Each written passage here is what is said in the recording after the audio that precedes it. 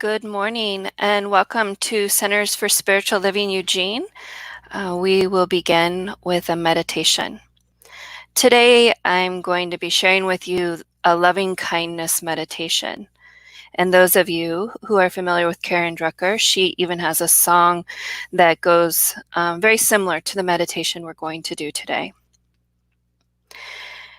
So, by practicing this loving kindness meditation, it not only helps us deal with situations better with greater ease and lightness, but it also can be a very empowering tool for transformation.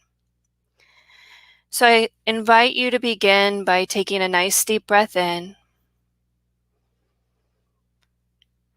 and releasing. And again, when you are ready, a nice deep breath in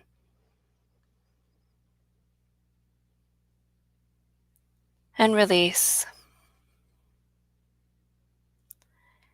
And I invite you to imagine at the center of your heart an image of yourself, or maybe an image of yourself as a child, but holding yourself in this heart space with a loving presence. Spend just a moment breathing into this love, this kindness that you have for yourself.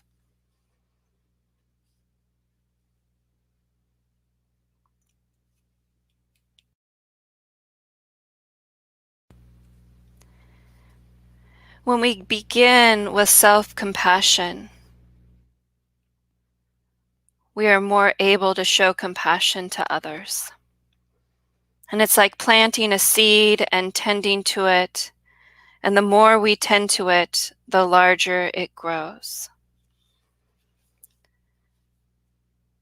So to begin with, and if we have the words available, we'll be doing this meditation in 3 sections.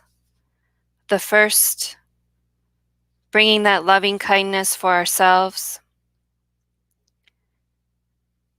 We'll spend a few minutes on that, and when it's time, I'll give you the second part of bringing loving kindness to others. And the third part will be bringing loving kindness to all beings. So for the next few minutes, listen first, and then I'll ask you to repeat to yourself, may I be safe and protected. May I be peaceful. May I live at ease and with kindness. And now, if you are willing, will you please repeat to yourself after me, may I be safe and protected. May I be peaceful. May I live at ease and with kindness. And we will spend a few minutes bringing that loving kindness for ourselves.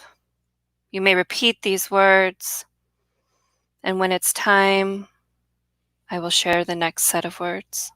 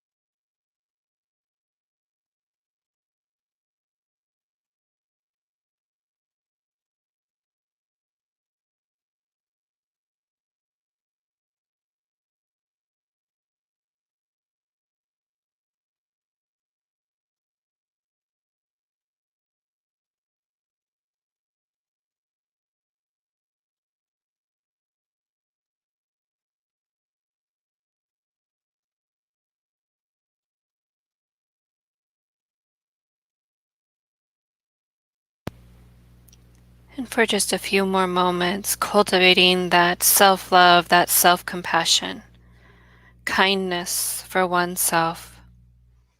May I be safe and protected. May I be peaceful. May I live at ease and with kindness.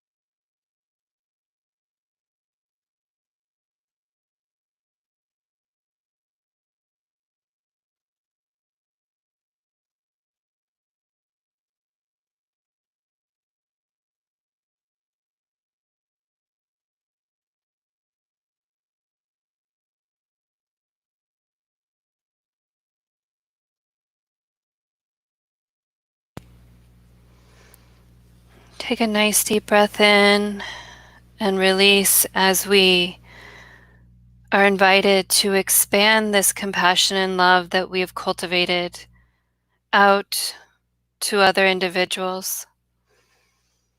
You may do this with a specific person, your household, your community, the world.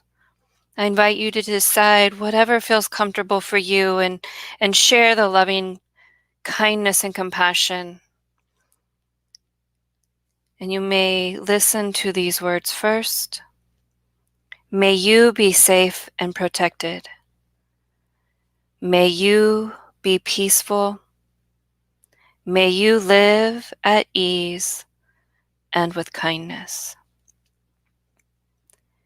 And I now invite you to repeat these words to yourself after me. May you be safe and protected. May you be peaceful. May you live at ease and with kindness. And we'll now spend the next few minutes sending this love and compassion out to others.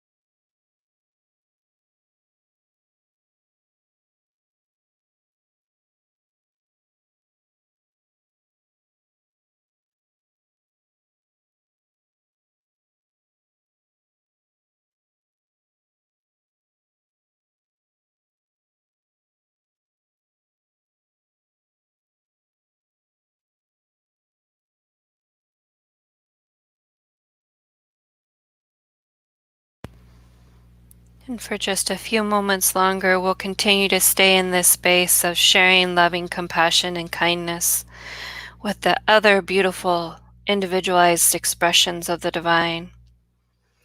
May you be safe and protected. May you be peaceful. May you live at ease and with kindness.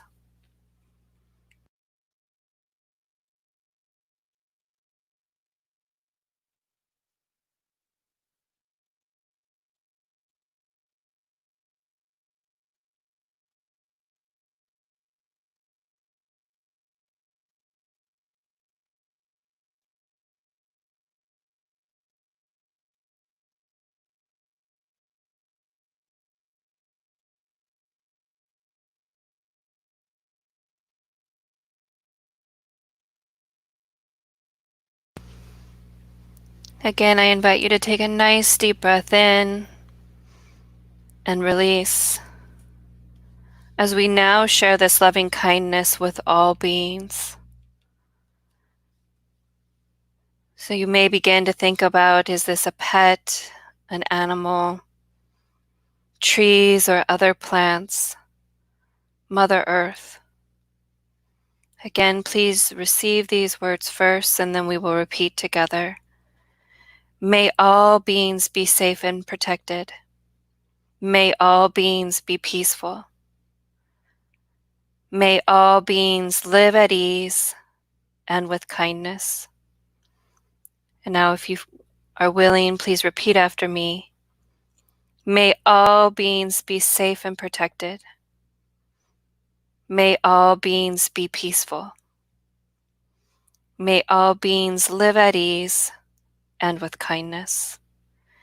And we'll stay in this energy for the remaining few minutes of today's meditation, sharing our loving kindness with all beings.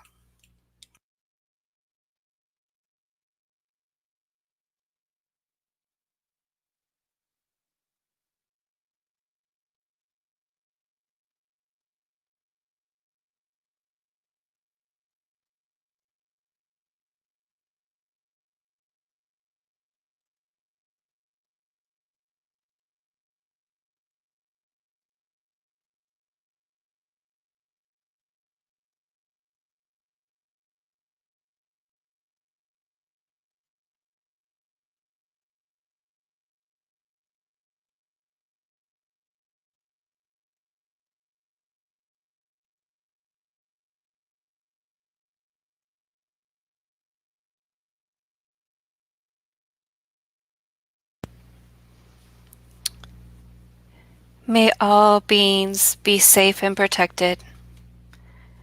May all beings be peaceful. May all beings live at ease and with kindness. And I now invite you to take one more nice deep breath in and release.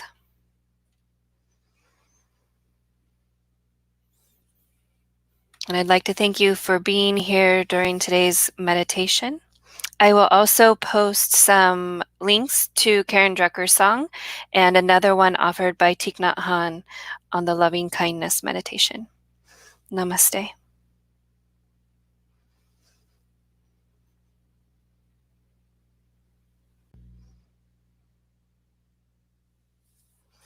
Thank you so much for that beautiful, beautiful meditation. It took me back to my days in yoga together, and at the end of each practice, our David Kafis, our teacher, would take us through a different version of that, of how to be present in that loving kindness energy. Welcome to Center for Spiritual Living Eugene. My name is Linda Finley. I am the spiritual director here at this community, and I am delightful that you could join us for our online service today. We are at the center, my team and I, and we are talking to you wherever you may be, at home, in your car, at your coffee shop, wherever you might be today. But we welcome you to Center for Spiritual Living Eugene. We are celebrating our 50th anniversary this year with a pandemic. We thought, let's do something different. And so we're celebrating in a different way. There will be an anniversary party eventually. It may be 50+1, but we will be having the anniversary party, and you will be invited.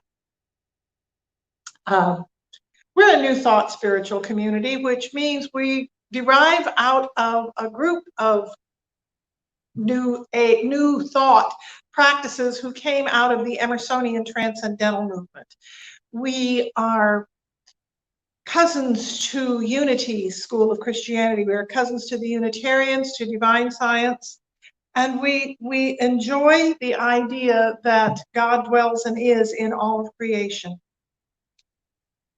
Here at the center, our mission is to inspire minds, open hearts, and empower lives using the principles of our teaching, the science of mind, And we do that because we know spiritually empowered people live richer and fuller lives, and we would like to see everybody living a richer and fuller life. The overarching vision of our organization, Centers for Spiritual Living, is a world that works for everyone, where everyone and everything is receiving exactly what they need and giving exactly what they have. So we're grateful you could be with us this morning. I want to share with you number 4 of our Declaration of Principles. Dr. Holmes, our founder, wrote this document almost 100 years ago, and we've broken it apart into various principles that bespeak what it is we believe and what we think, and we're sharing one each week as we go through them and then rotating back through them so that we get a chance to just stop and think about what it is we actually believe. We believe in heaven on earth. We believe that the kingdom of heaven is within us and that we experience this kingdom to the degree that we become conscious of it. So the whole idea is where my consciousness dwells, there is my heart, and there is where I am. So I can choose heaven or hell. I can look at the world and find what's broken and wrong with it, or I can look at the world and see the possibilities and see that what is mine to do. So I am grateful for a teaching that allows us to place our focus on solutions, that allows us to look at the idea that something greater is trying to happen and that we're being invited to be part of it. Dr. Michael Beckwith, who is one of our organization, well, not, he don't belongs to the organization, but he is a New Thought minister. And one of the things he said is your evening news is your call to prayer. When you watch the news and you're impacted by something, that's where you're called precisely to go into prayer and to know the truth, to know that this current experience is not the truth of us, it's an experience we're having. So one of our tools in this teaching is spiritual mind treatment, and we have practitioners who are licensed to do that. Angela Alcantar is our practitioner today. She did that beautiful meditation beforehand. And she's going to be doing a meditation right now. She's going to be, a treatment right now to set the tone for today's service. So I'd like to call Angela up, and she's already there. So Angela, please take us into treatment if you would. All right. So again, I invite you to just take a nice deep breath and settle into this moment, this now moment, this perfect moment. Taking this time of stillness to recognize the truth of one power and one presence flowing in through and as all life, all things, all beings, everything in an existence. And I know this power and this presence as love that has no limit, that is everywhere present at all times. I know this power and this presence as perfect guidance and perfect unfoldment. And so what I know that because it is everywhere at all times, that it is within me, it is always available, flowing in me, as me, through me. So the love and the guidance that God is the truth of who I am. And as I know this truth for and about myself, I know this truth for every individual listening, knowing that the same divine energy is expressing in, through, and as each one, each individual expression of the divine, part of the entire whole of this existence. And what I know that everything that needs to be shared today in the talk is shared, that exactly what needs to be heard is heard. And in gratitude for knowing that the divine is always present. So everything that is needed for this moment and the next moment already exists. So I allow it to be. I allow the truth and the love and the joy that God is to reveal itself. And in gratitude for each individual that made today possible, the technology, the musicians, the sound team, the video team, knowing that each one is needed to make this the beautiful experience that it is.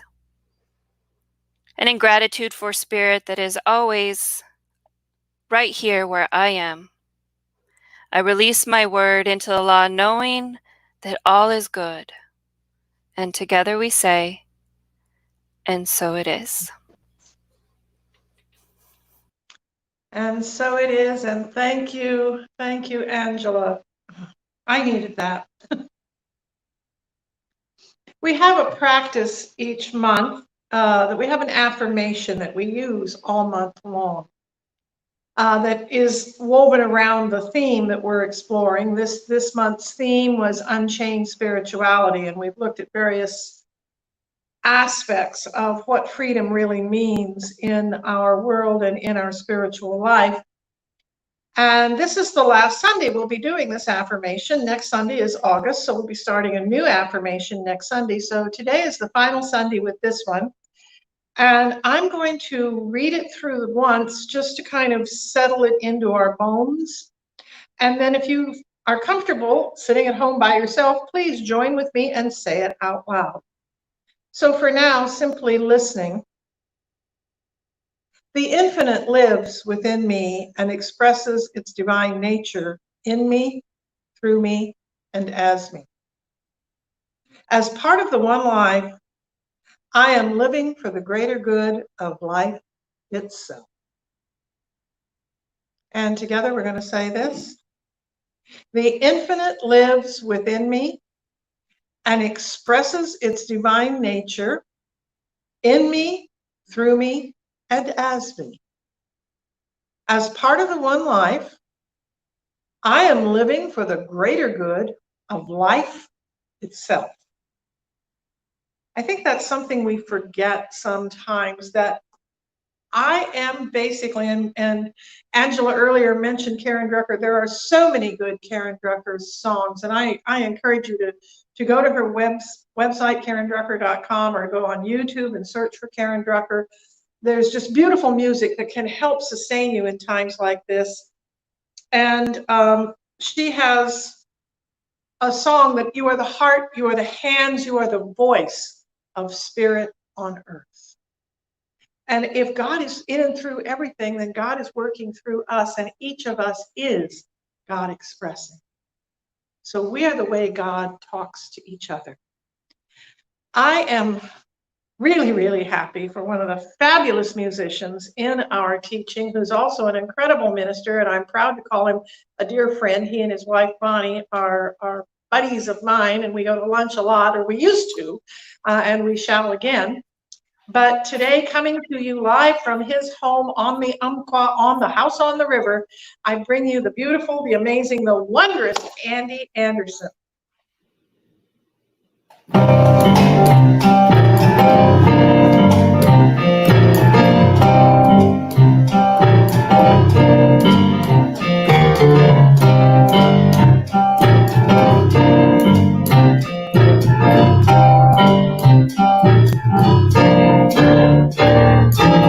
Today's the perfect day. Celebrate all I know I am today. So I wake up, see the truth of me. Let spirit flow through me is deep. Knowing I'm one with the one. See the love of everyone. And within, so without release all fear and any doubt. Because I know the truth of me.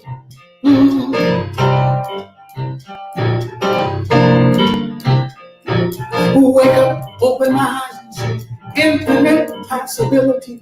There's nothing that I cannot achieve with God and me as me and you as love, joy, peace, and harmony.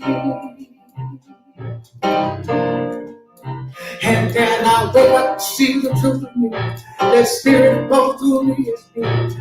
Knowing I'm one with the one. See the joy of everyone. Man within, so without release all fear and any doubt. Because I know the truth of it, and it set me free.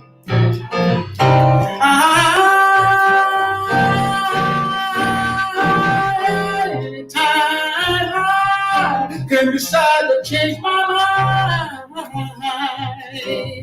I don't need to know. All I need is I choose to get up, hurry up, move up. It's all up to me. Today I choose to be all that I can be. And so I wake up, know the truth of me. That spirit flows through me is me. Knowing I once was one, see the truth of everyone. And within, so without, I release all fear and any doubt. Because I know the truth of me.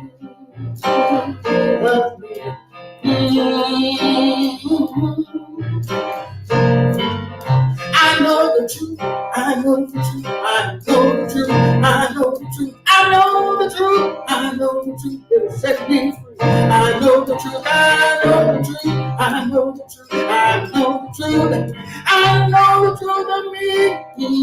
I know the truth, I know, today I know the truth of me.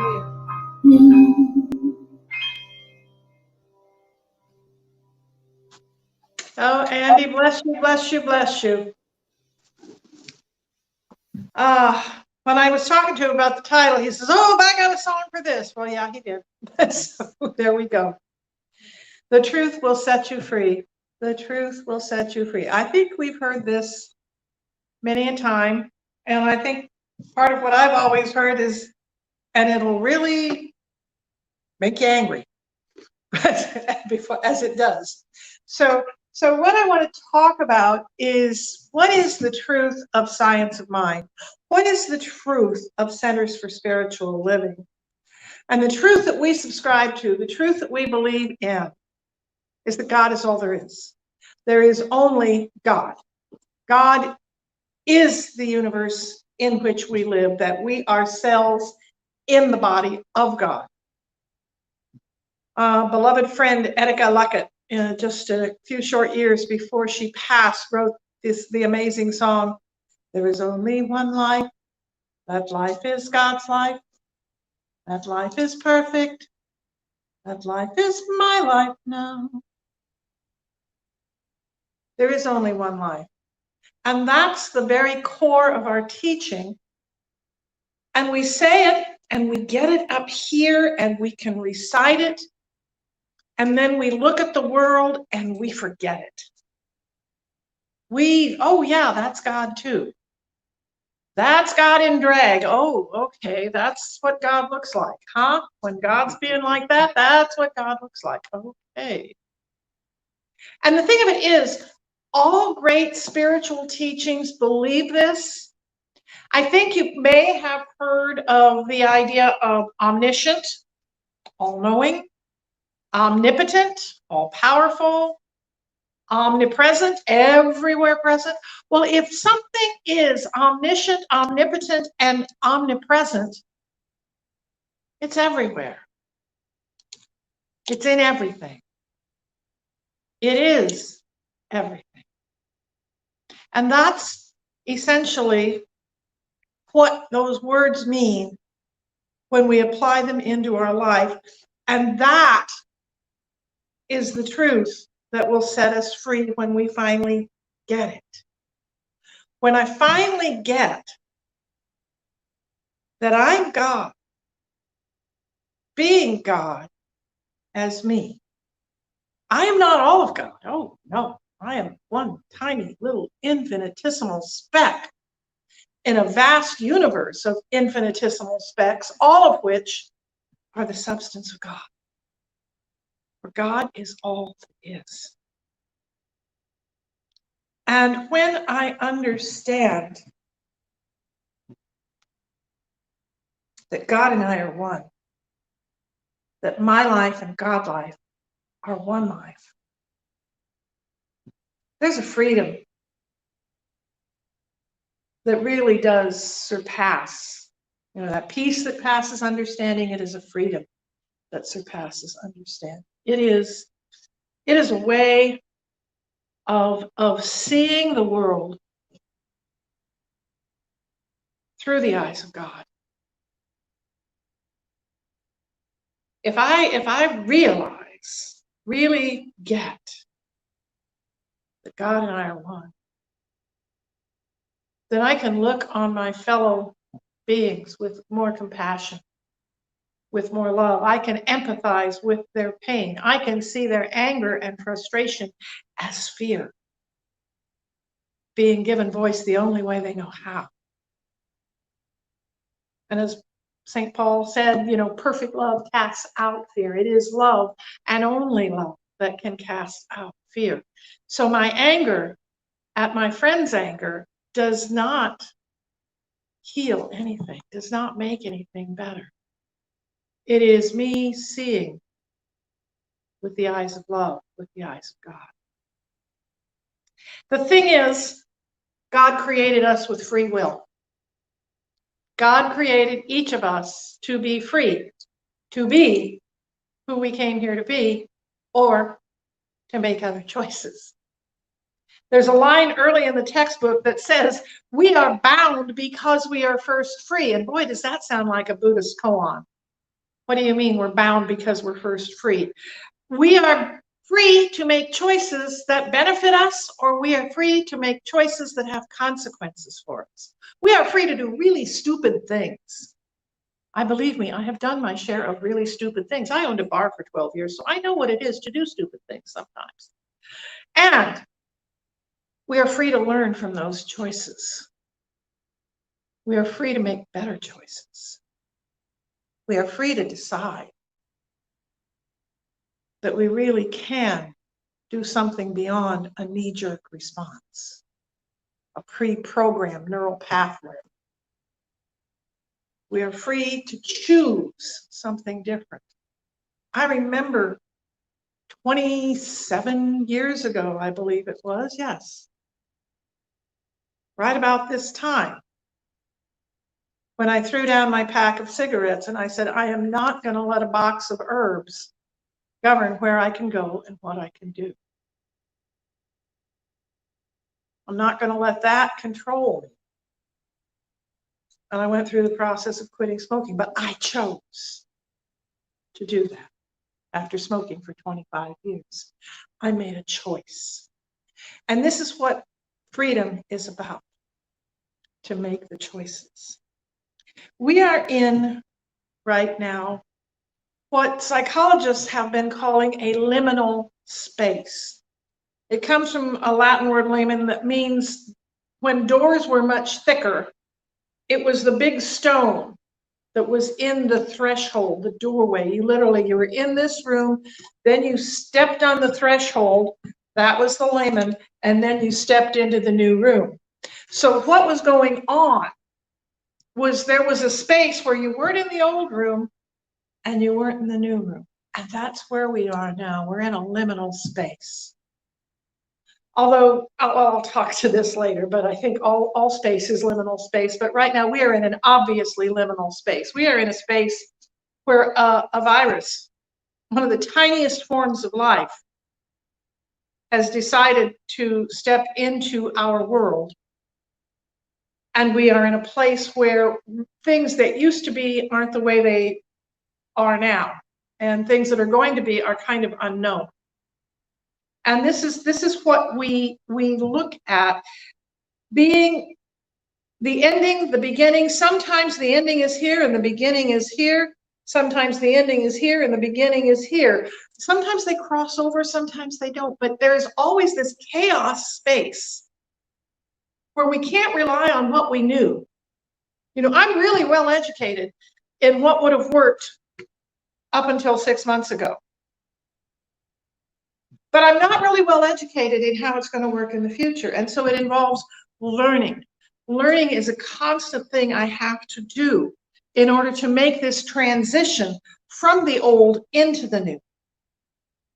Because right now I'm in a place that is neither then nor future, neither past nor future, neither here nor there. It is what we might call chaos. And you see, the thing is, chaos is our creative space. So how do we get from here to there? How do we convert this chaos, this change and upheaval, into transition and renewal? How do we go from to, all right, we got this, we're gonna do this, we're gonna create something new? We choose. And we have to make the choice in a way that's ours to make it. It may be that I have to stand in the chaos for a while and scream and cry and rage. It may be that I have to crawl under a rock and pull the dirt over me for a while. It may be that I feel like I need to fight. Whatever it is I need to do, I need to feel those feelings. Because sublimating the feelings in liminal time is not going to teach me anything. It is my feelings that teach me what's being impacted in my life. So as I move in this liminal space, I feel my feelings, and then I make a choice to transition into something new, to have a renewal of energy. And it only comes when I choose it. And I can't learn it from anybody else. I can't teach you your way of transitioning, because only you know what your way of transitioning is going to be. I can teach you that it's okay to be in transition. I can teach you that it's okay to learn from your emotions. And I can teach you that it's okay to come up with your plan. And I could give you mine. But it's me pasting something on top of you. It's not something that's elementally coming out of you. And the only way your transition and renewal is your transition and renewal is if you decide what it is that's ready to shift. What it is, it's better, that chiropractic term of adjustment, when suddenly you feel everything pop and suddenly it's all back in alignment and you go, oh yeah, that's it. That moment when I knew I needed to move out of Visalia and move up to Petaluma and start a new work. The moment that I knew I had done everything I could there, and when this opportunity came, I came here. The moment that I knew I'm here for the long haul, because I was made for times such as these.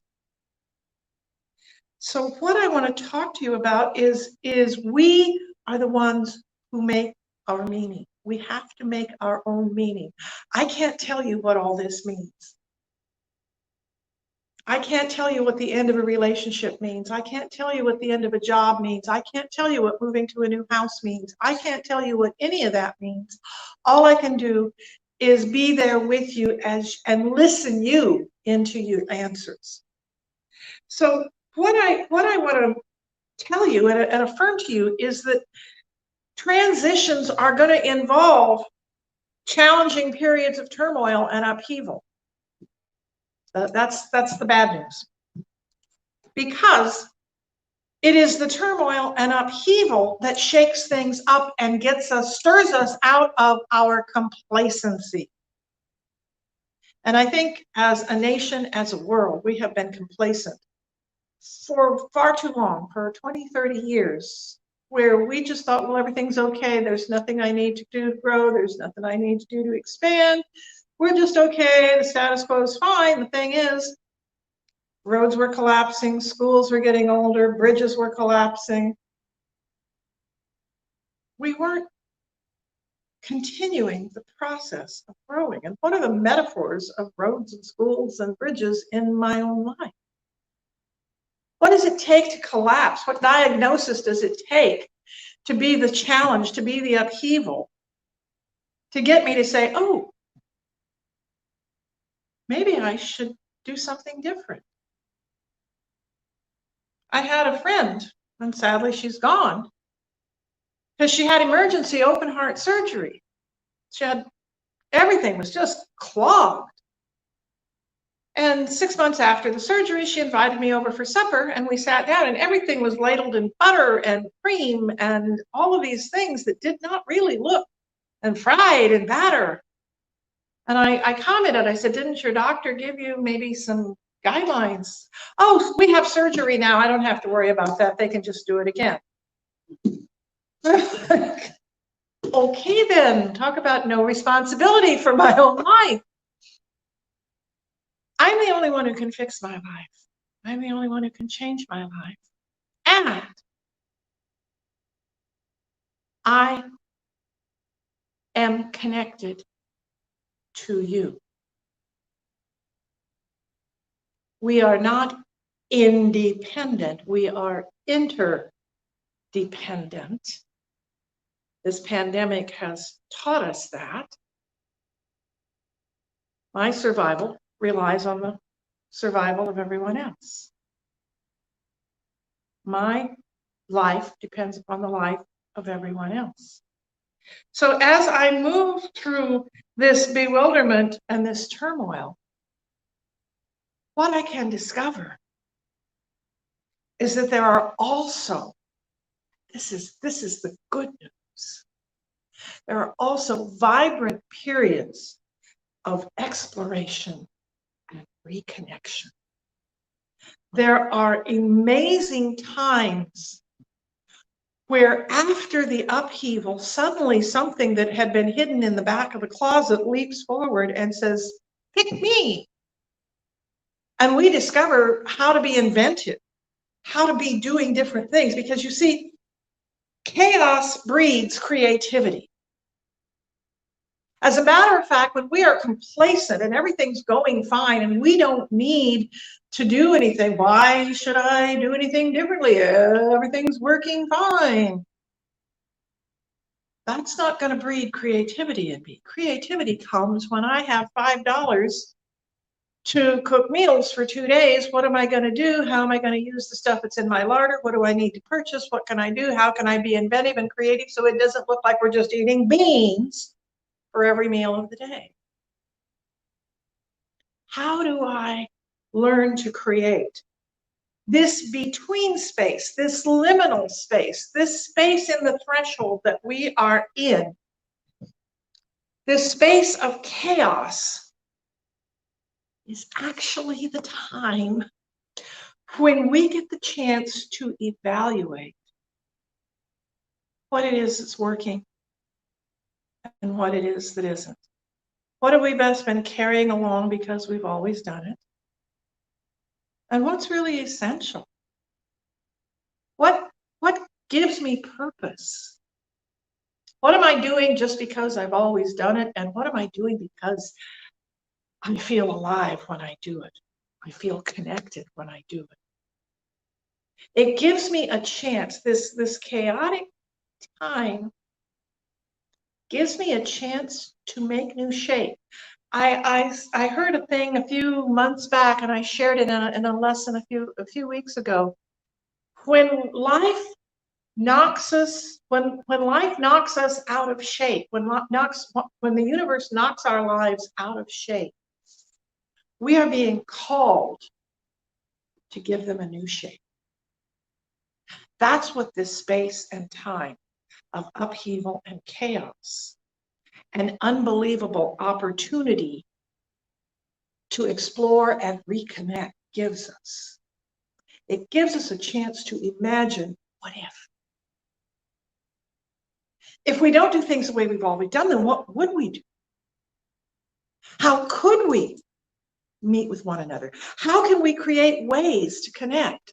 How can we create ways to be community when there are so many rules that we have to follow for the safety of one another?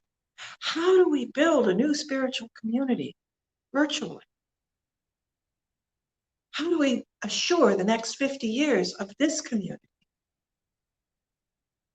by laying a new foundation with new ideas and new ways of being individually and together. It's a call for us all to dream a bigger dream for our lives, for our community, and for our world. Imagine a place where racism wasn't rampant. Imagine a place where people of a different religion were not mocked and ridiculed and hated. Imagine a place where people's sexual identity meant no difference, because love is love. It doesn't matter. Imagine a world where it was fair for everyone, where the rules applied equally to all. Imagine a place where love led the way, where love took us by the hand and pulled us forward, where the truth that God is all there is, and everything I am doing to anyone, I am doing to God. When I call someone a racist name, I am calling God that. When I call someone an ugly name, a judgmental name, I am calling God that. It's just as racist, when it's just as much a name, a separating name, to call someone by an ethnic ugliness as it is to call someone a bigot. Yes, we have to call people out and say, that offends me what you just said, but we don't name them. We don't label them. We say what you said offends, not you offend. It's hard for us to separate ourselves. We're being called to learn the truth in ways that are painful, frightening. And that's how we get the good muscles. That's how we get the good spiritual juju going. And it seems so overwhelming because there's so much between the pandemic and the things that are going on with our government and the people that are protesting. And no matter what side of the protests are on, there's pain and there's anguish. Can we love? Can we see that most negative actions, virtually every negative action, every action that we are calling hateful or ugly, it's coming from someone's fear? We're afraid of losing something, whether it's their freedom, their life, their way of living. So they feel moved to be angry. If you had a child who was afraid, would you yell at them or would you love them? If you knew that God was dwelling inside every person, could you find a way? Maybe my ego can't love you, but maybe there is that in me which can. Because it can seem very overwhelming, and that's why Michael Beckwith calls the news a call to prayer. Because sometimes the prayer is just for us to have the strength. But life's not about waiting for the rain to stop. I don't have the quote who did this, but life is not waiting for the rain to stop. It's about learning to dance in the rain. We're being called to dance a better dance. We're being called to look at the pain that's being expressed right now and know the truth about it, because the truth is what will set us free. This is God crying out for love in the world. Rollo May, who's one of the great philosophers of the 20th century, wrote, "To live into the future means to leap into the unknown. And this requires a degree of courage for which there is no immediate precedent and which few people realize. We are being called to leap into the unknown. This is that leap of faith that we all talk about sometimes. We are being called to look at what is now and see beauty, see love, where it is the ugliest, because the greatest, everything is either love or a cry for love, and the greatest cries for love are some of the ugliest things you will ever see in the world. Some of the most painful, agonizingly ugly, ruthless things are cries for love. That's scary, and that's a leap.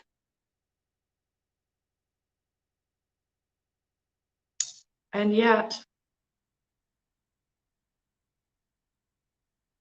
when truth is what we think, what we speak, what we practice, and how we serve, then we are a living, breathing incarnation of truth. At which point we are set free, because we realize we've been free all along. My beloved Dr. Tom Costa once said, "I finally got the key to the universe, only to discover it had never been locked." My friends, that's where we are right now. All of this is a story. Let's get creative and tell a new one and amaze the world with how free we are.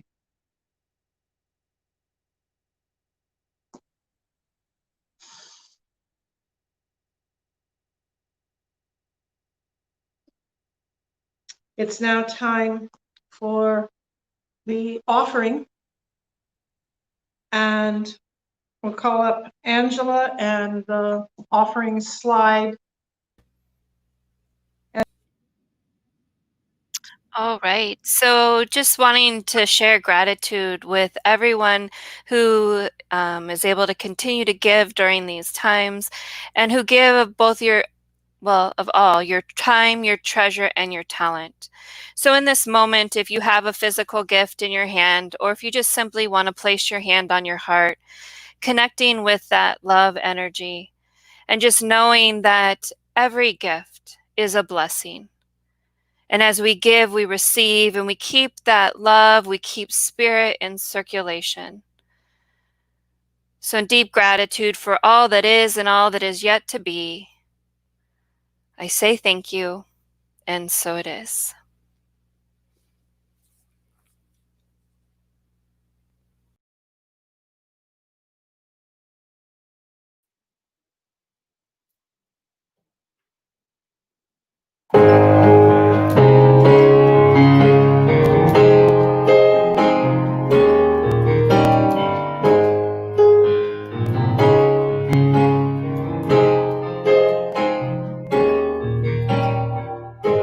Every day I'm so grateful, thankful. Oh, it's a new day on my horizon. See all that I am, all I can be. Oh, it's just the gratitude shining through me. Nature's gifts to me. A perfect place to be. I keep on loving myself so I can see there's only beauty in you, beauty in me. Oh, let's all stand up together and let the whole world see I'm so grateful. I'm so thankful. I'm so grateful. I'm so thankful. My life is so good. Precious and good. That's it. With every breath I take, with every step I take, It takes me higher on my path of awakening. See, through the eyes of love, there's only one of us. So let's be grateful for all that's been given us. No need to live in fear. All of life is all. Come on, let's love and let the love come shining in. Smiling faces, warm embraces. Oh, let's all stand up and let the whole world know I'm so grateful. I'm so thankful. I'm so grateful.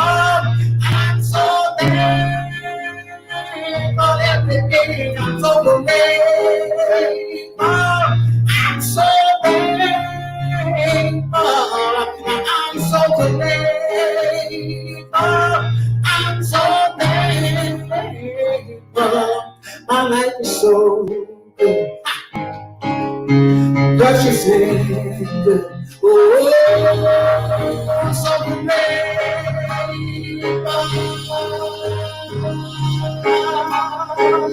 I'm so grateful.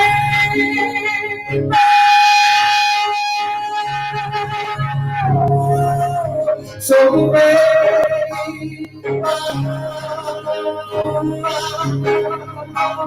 I'm so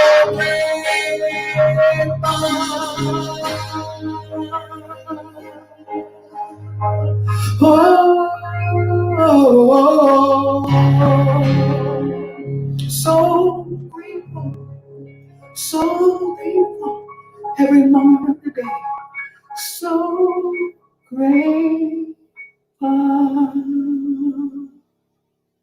That's my truth. Love you, Andy. Thank you. Thank you so much. Bless you.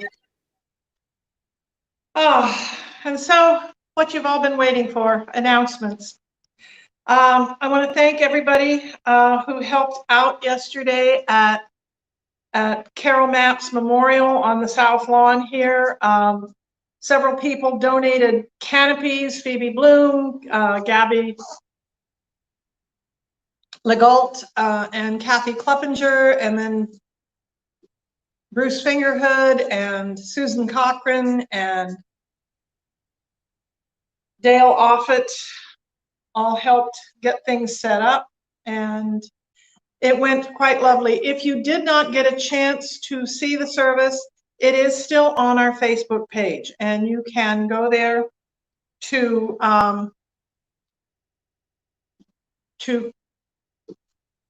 watch it. So beyond that, I don't know that, do we have any announcement slides, Liz? I don't know that we do. I've got a class coming up in August, and if you'll go to your newsletter that you receive each week, there is a link to register for the class. It starts August 5th or 7th, depending on whether you're taking the Wednesday night version or the Friday morning version. And beyond that, Angela's classes will start in September, and we are keep pushing the, as I said, the anniversary party back, but it will be happening, perhaps 50 and 1, but it will be. And beyond that, bless you. And remember, when you get the key to the universe, you're going to find out it never was locked. So stay safe, love one another, wash your hands, wear your mask, stay distanced. I like to call it physical distancing rather than social distancing, and give everybody air hugs, and know that you are loved, and your practitioners are here for you, and I am here for you. And so it is.